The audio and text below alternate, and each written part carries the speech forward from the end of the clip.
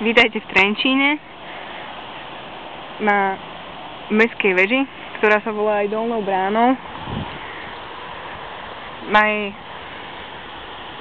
Na nej je napísané: Ak pán nechráni mesto, márne bdie ten, kto ho stráži.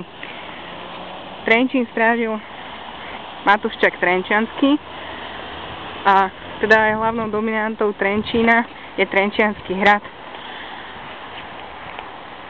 Pod ním je Mierové námestie, ktorého hlavnou súčasťou je piaristický kostol, ktorý bol v minulosti nazývaný kostol Františka Xaverského.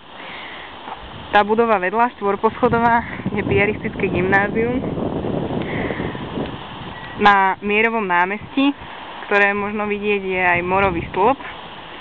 Keď sa pozrieme ešte raz na Trenčiansky hrad, možno to bude vidieť, možno nie. Budova s čiernou strechou, biele poschodie. Táto je Katov dom, kde údajne sídlil Kat a bola mestská väznica.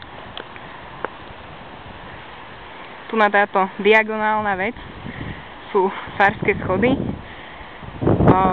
Prešla som si ich, je ich asi 87 a 15. 87 k farskému kostolu, ktorý vidíme teraz. A 87 je smerom k Trenčianskému hradu a ďalších 15 je k farskému kostolu. Ďalšou časťou Trenčína je Trenčianska synagóga, ktorá je neologická.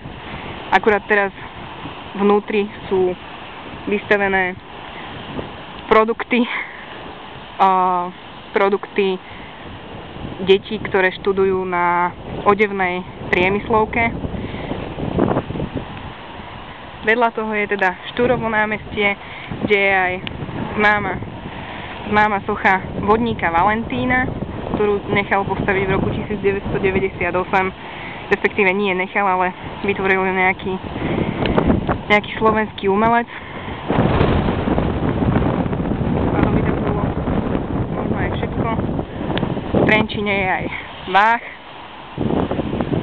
ktorý nevidíme odtiaľto. Majú tu aj futbalový štadión, kde sídli aj Trenčín, ktorý teraz postúpil do prvej ligy.